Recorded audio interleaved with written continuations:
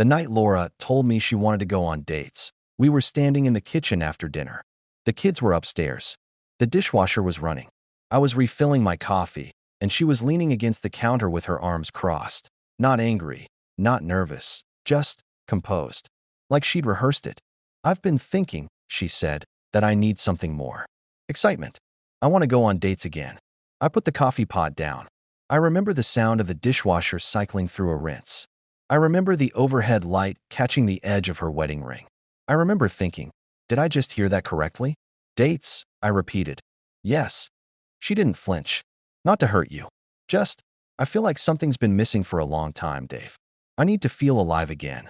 I didn't say anything for a moment. Not because I was calm. Because I genuinely didn't know what language to use for what I was feeling. It wasn't quite anger. It wasn't quite confusion. It was the particular, nauseating sensation of standing on ground you assumed was solid and feeling it shift beneath your feet. We'd been married 12 years. We met in college, second semester, junior year, in a history seminar neither of us particularly wanted to take. She sat 2 rows ahead of me and borrowed my pen before she even knew my name. I fell for her before she gave it back. By graduation, we were inseparable. We built everything together. The careers, the house in the suburbs with the leaky garage door we kept meaning to fix, the 2 kids who filled every quiet corner of our lives with noise and need and unconditional love. 12 years. And she was standing in our kitchen telling me she wanted to go on dates. I told her I needed to think. She nodded like that was reasonable, like she'd just proposed a new vacation destination, not detonated something at the center of our marriage. She went upstairs. I stood in the kitchen for a long time, listening to the dishwasher finish its cycle and click into silence. Something tightened in my chest that I couldn't name yet. It wasn't jealousy, exactly, though that would come.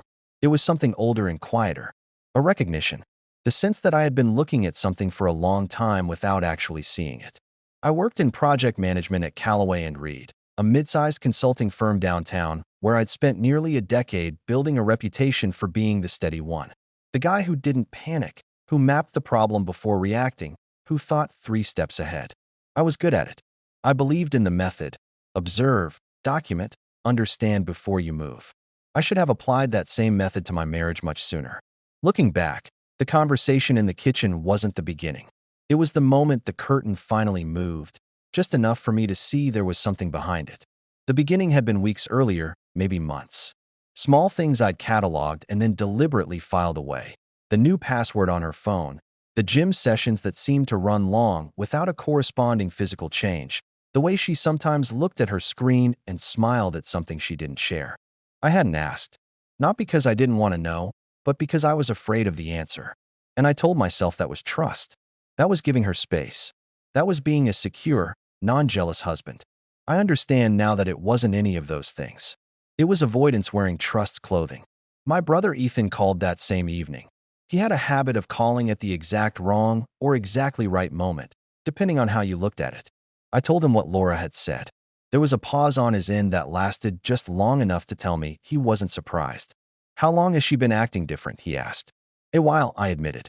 "Dave." His voice was careful. "That's not a woman asking for more romance in her marriage. That's a woman who already has a plan." I didn't want to believe him. But standing alone in my kitchen with a cold cup of coffee, I couldn't honestly say he was wrong. The next morning, Laura came downstairs as if nothing had happened.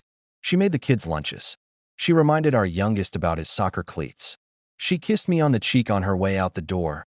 Light, automatic, the kind of kiss that had become a reflex rather than a choice. And I stood in the hallway watching her walk to her car and thought, who is she going to? The thing about a marriage starting to fracture is that daily life doesn't stop for it. The kids still needed rides to practice. The garage door still needed fixing. Invoices still landed on my desk at 7 in the morning. Life continued in all its ordinary, relentless detail. And inside that ordinary detail, something was quietly coming apart. I started paying attention differently. It wasn't surveillance, not yet. It was more like the way you listen to a sound in the walls at night. You're not sure what it is, but you've stopped being able to not hear it. Laura moved through the house the same way she always had, but I began noticing the gaps. The 20-minute delay between leaving the office and actually arriving home. The phone she now kept screen down on every surface. The way she laughed at something on it once, genuinely, freely, and when I glanced over, she tilted it away from me in one fluid motion that looked practiced. She started caring about her appearance differently. Not dramatically, nothing that would register as a red flag to anyone watching from the outside. But I knew her rhythms. I knew the difference between getting dressed to feel good and getting dressed for someone else. There was a new precision to it. A small bottle of perfume appeared on her side of the bathroom counter that I didn't recognize. Darker, warmer than what she usually wore. I picked it up once and read the label and set it back down and said nothing. That was one of the moments I should have named out loud. I didn't. Our conversations shifted too. Not into hostility. That would have been easier, in a strange way. They shifted into surface. We talked about the kids' schedules, about who was picking up groceries, about a water stain that had appeared on the living room ceiling. We talked about everything except what had been said in the kitchen. She never brought it up again, and I realized, slowly, with a sinking feeling, that she didn't bring it up because she didn't need to. She had already moved past the conversation. It had served its purpose. At our youngest son's soccer game one Saturday morning, I ran into Mark, another soccer dad I'd gotten friendly with over 2 seasons of standing on the same sideline. We talked about the usual things, kids and work and the coach's questionable substitution decisions. At one point, he mentioned casually that he'd seen Laura at Hendrick's bar the previous Thursday evening. She was with a group, he said. Didn't look like a work thing, more like old friends. Seemed like a good time. Thursday, she'd told me she was meeting a college friend named Donna for dinner. She had mentioned Donna's name with the ease of someone who'd rehearsed the specific word, Donna. Not a friend, Donna. That precision, which I'd registered as reassurance, suddenly read differently. I nodded at Mark and said something about it being good she got out.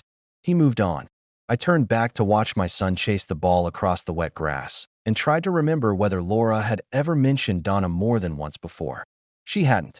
That evening, while she was giving the kids their baths, I went through the kitchen drawer where we kept old birthday cards and takeout menus and all the small paper residue of a shared life. I don't know exactly what I was looking for. I found a receipt, tucked under a pizza coupon, folded once, from a restaurant called Olio, dated 6 weeks ago. On an evening, she'd told me she worked late. The receipt was for 2. I put it back exactly where I found it. I called it a coincidence then. I wouldn't call it that anymore. What I didn't know yet, what I had no way of knowing, was that the man whose name would eventually appear in text messages and PI reports and court documents had been a regular presence in our lives for longer than I could have imagined. Eric. I knew the name. I'd heard it mentioned across our own dinner table. He wasn't a stranger. That was the part that would take the longest to absorb.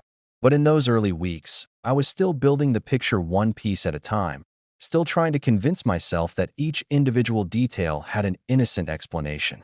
The receipt could be from a work dinner. The perfume could be a gift from a friend. The locked phone could simply be privacy. I realize now, doing something very deliberate. I was constructing alternate explanations with the same energy most people use to find the truth. Not because I was stupid, because the truth, once acknowledged, couldn't be unacknowledged, and I wasn't ready for what came after. My oldest child asked me one evening why I seemed far away.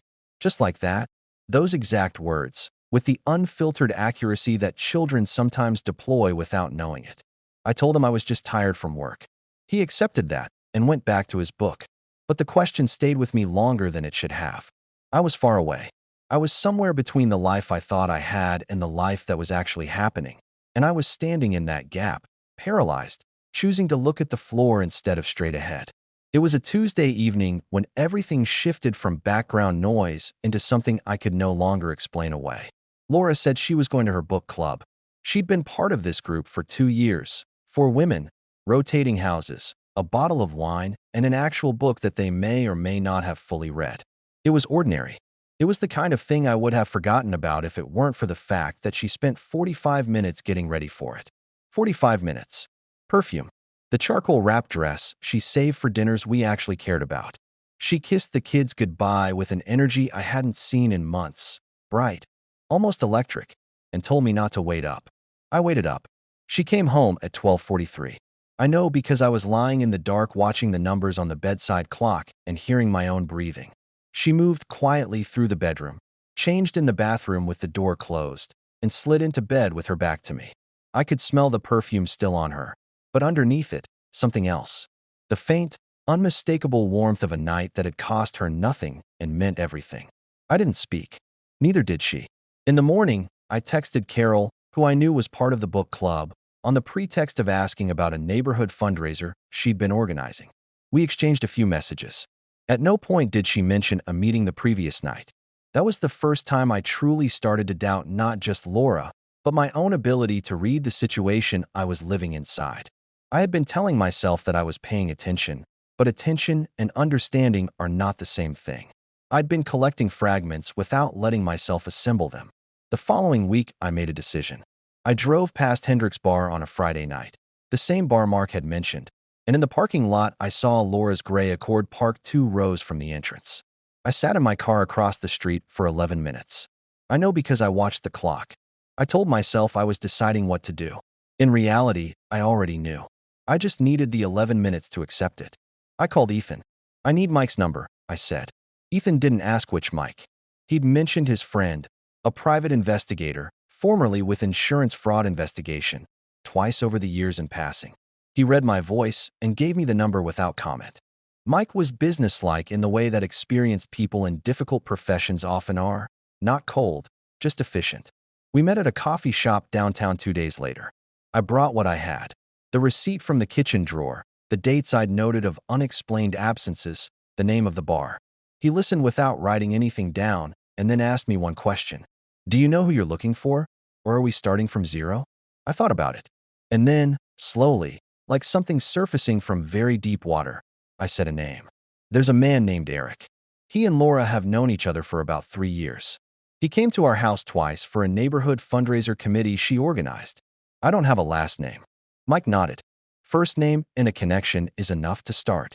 What I hadn't said, what I was barely admitting to myself, was that Eric had sat at my kitchen table. He had shaken my hand. He had complimented the house. I had offered him a beer and he had accepted it, and Laura had stood nearby with the particular stillness of someone being very careful about where to rest their eyes.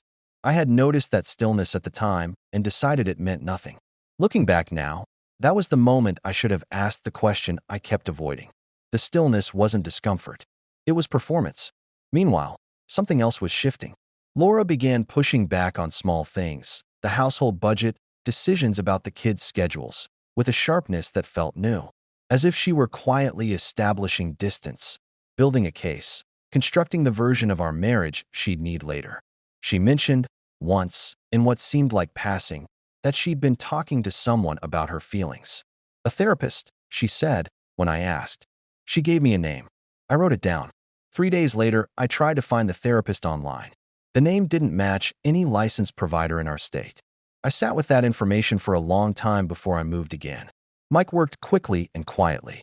Within 10 days, he had a last name, Eric Slade, 41 years old, sales director at a tech firm downtown.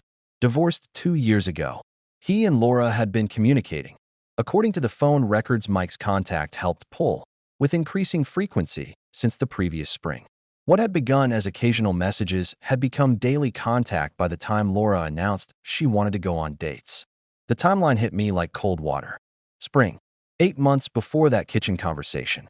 8 months during which I had been living in the same house, sleeping in the same bed, and interpreting her withdrawal as stress, as busyness, as the ordinary friction of a long marriage. Mike provided photographs. I didn't ask for details about how he got them. I understood enough about his methods to know they were legal and enough about myself to know I didn't want the full picture of his surveillance hours. What I got was sufficient. Laura and Eric at a restaurant in the next town over, a place we'd never been together. Laura and Eric entering a hotel on a Thursday afternoon, the same Thursday she'd been at Donna's dinner. The timestamps were precise. The images were clear. I printed nothing. I kept everything on an encrypted drive Ethan helped me set up.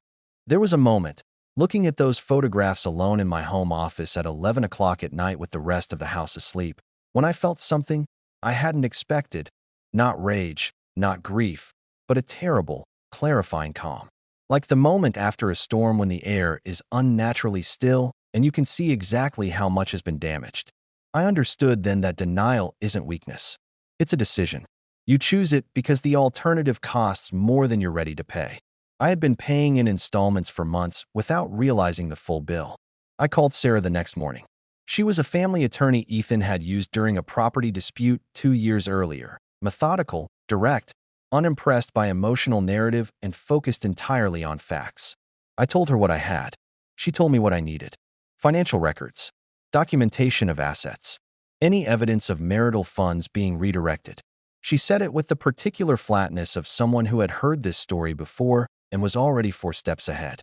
I began quietly pulling our financial statements. What I found added a layer I hadn't anticipated. Over the preceding 7 months, Laura had made 17 transfers from our joint savings account, each one just below the threshold that would trigger automatic notification to both account holders. The total was just under $22,000. The destination was an account I didn't recognize. I sat with the statements spread across my desk and felt the ground shift again, but differently this time. Not the nauseating lurch of early suspicion. This was colder, more deliberate. This wasn't a woman being careless with secrets. This was a woman preparing. For what? Exactly, I was beginning to understand. It was around this time that I received a message from Jenna, a mutual friend who'd been in Laura's social circle since before we were married. Jenna and I had always gotten along, but we weren't close. Her message was brief and uncomfortable in tone, like someone doing something they knew was necessary, but not easy. Dave, I don't know if I should be telling you this, but I think you need to know. I've seen some of the messages. I'm sorry. She sent 3 screenshots. The messages were between Laura and Eric. They were unambiguous. They were also, and this was the detail that cut deepest, affectionate in the specific way that long familiarity creates. This wasn't new. The comfort in those messages had been built over time, in the margins of my life, in the hours I'd spent trusting that my marriage was what I believed it to be. I thanked Jenna. I added her screenshots to the encrypted drive. The red herring I almost fell for came the following week. Laura came home one evening visibly shaken. Genuinely, I thought, not performed. She said she'd had a strange interaction with a man outside her office building, that she felt followed, that she was scared. My instinct was immediate and protective. I asked questions. I suggested calling the police. I softened toward her in the way you soften toward someone you love who is frightened. It took me 2 days to realize the timing. Mike had been running closer surveillance that week. Laura, I believe, had noticed something, not Mike specifically, but the feeling of being watched. The frightening stranger had provided her with cover, and more than that, had drawn my protective instincts back toward her at precisely the moment I was building the clearest picture of what she'd done. I noted it on the timeline I was keeping. I didn't confront her. I didn't change anything. I kept building. I chose a Sunday evening. The kids were at Ethan's. I'd arranged it a week in advance without explaining why, telling him only that I needed the house clear. He asked no questions. He took them for the night with the quiet competence of someone who understood that something significant was about to happen and that the most useful thing he could do was be absent. Laura came home from what she'd called an afternoon with friends at 6:45. She was in good spirits, the particular lightness of someone who has just come from somewhere they'd rather be. She dropped her bag by the door, reached for her phone out of habit, then looked up and registered that the house was too quiet. "Where are the kids?" "Ethan's," I said. "Sit down, Laura." Something crossed her face, not guilt exactly, more like recalibration. A rapid internal adjustment that I watched happen in real time, and that told me everything about how practiced she had become at managing situations. She sat. I placed the folder on the table between us. Not dramatically. I deliberately decided against drama. I slid it across the way you'd pass someone a document at a work meeting. "I'd like you to look at those," I said. She didn't open it immediately. She looked at me instead, and I could see her running scenarios, calculating how much I knew, what approach would be most effective, whether denial was still viable. I waited. She opened the folder. The photographs were on top. Then the financial records with the transfers highlighted. Then Jenna's screenshots. Then the hotel receipts Mike had documented with corresponding dates to the absences I'd logged. She looked through all of it without speaking. When she finished, she closed the folder and put her hands flat on the table. "I can explain." "I'm not asking for an explanation," I said. "I'm telling you what I know and what I've already begun doing about it. Sarah is handling the filing. I have copies of everything on a drive that isn't in this house." Her expression shifted.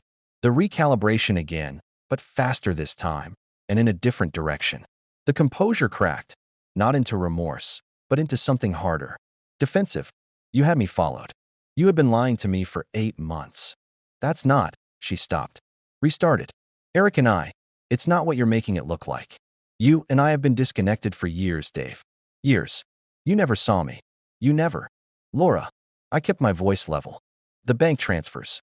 $22,000. I need you to tell me where that money is. That stopped her. Something flickered behind her eyes, surprised that I'd found it, maybe.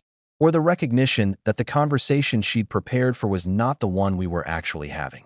That's my money too, she said finally. It's marital assets. Sarah has the full accounting. She stood up. The composure was fully gone now, replaced by a cold, contained fury that I recognized as the expression she used when she felt cornered. You want to make this into a war, fine. But don't think I'm going to make it easy for you. I'll take the kids, Dave. I'll take everything. And I'll make sure everyone knows. Knows what? She looked at me for a long moment. Then she picked up her bag, and without another word, she walked out. I sat in the quiet house for a long time after I heard her car pull out of the driveway. The Sunday evening light came through the windows at a low angle, catching the dust in the air, and the house felt simultaneously emptier and more honest than it had in months. I hadn't expected relief, but it was there, underneath the grief and the anger and the exhaustion, a quiet, unmistakable relief. The kind that comes from finally seeing clearly. I had spent years being good at the wrong things, at keeping the peace, at not asking, at making everything look fine from the outside. Sitting in that empty room, I understood for the first time that the stability I'd been protecting wasn't the marriage. It was my version of it. And those are not the same thing. What followed was not simple, and it was not quick. Laura had meant what she said about making it difficult. Within 2 weeks of our confrontation, she had retained an aggressive family attorney and begun what I can only describe as a parallel campaign. One in the courtroom and one in the social space around it. She told a version of our marriage to mutual friends that I barely recognized. She posted carefully worded things on social media that, without stating anything explicitly, suggested a narrative of a neglectful husband and a woman finally finding her voice. Several people I'd considered friends sent me careful, distant messages that told me they'd already decided where they stood. It hurt. I won't pretend it didn't. But I had documentation. I had Sarah. I had Mike's full report. And 3 weeks into the legal process, I had something I hadn't expected, a call from a woman named Danielle. Danielle was a colleague of Eric's. She had met Laura twice at work events and had grown uncomfortable watching the relationship develop. Not because she was a moralist, she told me plainly, but because she'd seen Eric operate before and knew the pattern. She offered to provide a witness statement. She did, voluntarily and without compensation, and her account of specific conversations she'd witnessed between Eric and Laura directly contradicted the version Laura's attorney was presenting to the court. The financial misconduct turned out to be the clearest issue legally. The $22,000 had gone into an account Laura had opened in her name only. Some of it used for hotel stays and gifts, some of it simply held. Sarah argued it as dissipation of marital assets. Laura's attorney argued it as personal savings. The bank records and the spending pattern made the argument straightforward. The custody proceedings were harder. Laura fought for primary custody with a ferocity that, I think, had less to do with the children and more to do with the story she needed to be true, that she was the parent, the foundation, the wrong party. But children are observant in ways that adults underestimate. My oldest had already told his school counselor that things at home felt confusing. My youngest had started sleeping with a flashlight because he was afraid of the dark in a way he hadn't been before. These details mattered to the evaluator. I was awarded primary custody. The day the final order came through, I drove to Ethan's and sat in his kitchen and didn't say much. He made coffee. He didn't try to fill the silence with anything. After a while, I told him I was okay. Not in the way people say it to end a conversation, but actually. I was okay. Bruised and tired and fundamentally changed, but okay. My youngest asked me, a few months later, whether Mom was coming home. I told him that Mom loved him and that things were going to look different now, but that different didn't mean worse. He thought about that for a while. Then he asked if we could get a dog. I said yes. There's a particular kind of peace that comes not from things going back to the way they were, but from accepting that they aren't going to. and finding that the life on the other side of that acceptance is livable. More than livable. There are mornings now when I make breakfast and listen to my kids argue about something completely inconsequential and feel something I don't quite have a word for. Gratitude is too soft for it. Relief is too small. It's more like the sensation of standing on ground that is genuinely solid and knowing, this time, that you tested it first. I don't think about Eric much.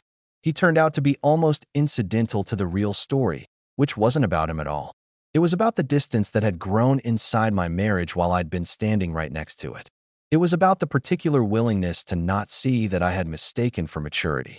Laura and I communicate now only through Sarah and the custody calendar. I don't wish her harm. I don't feel contempt. I feel something closer to the quiet aftermath of a long illness, the absence of pain that you keep expecting to come back and slowly realize isn't going to. Some nights, after the kids are in bed, I sit in the kitchen with the kind of silence that used to feel like emptiness. It doesn't feel that way anymore. It feels like space. Room for the next version of a life that I'm building deliberately this time, with my eyes open. What this story ultimately reveals isn't simply the anatomy of an affair.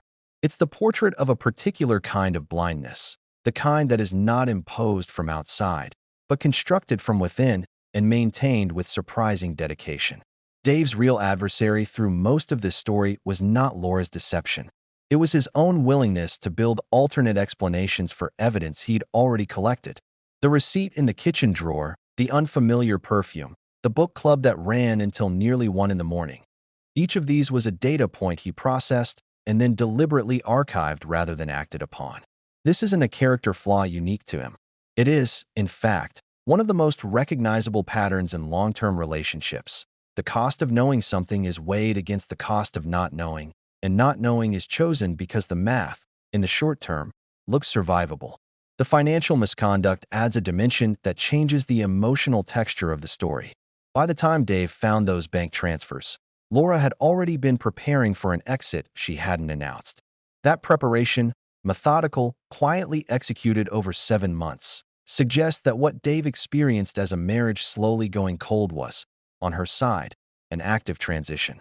The revelation is less about the money itself and more about the simultaneity. The morning coffee, the school drop-offs, the surface of ordinary domesticity, all of it maintained in parallel with a private life that had already moved on. What does that say about trust? Perhaps this: trust, in a long marriage, can become less of a living thing and more of a structure, something you maintain not because you've verified it recently, but because it was true once and the costs of checking feel too high. The problem is that structures need maintenance. Trust maintained through inertia isn't trust. It's a habit.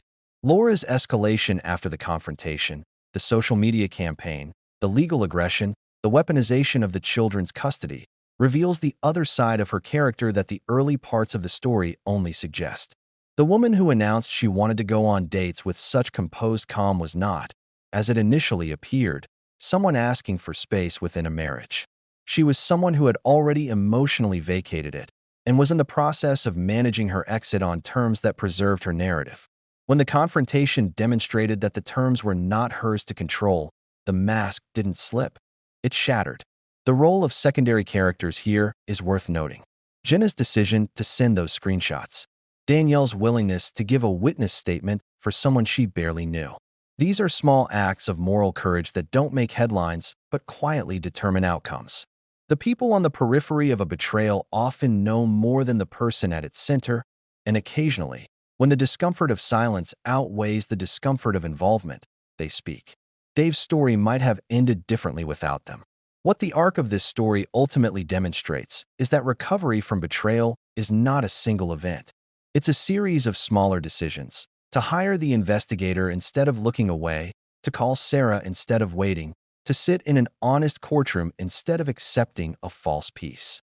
Each of those decisions required acknowledging a reality that was painful, and each one moved Dave incrementally from the man standing in his kitchen not seeing, to the man sitting in an honest house with his children and a dog and ground that had been tested.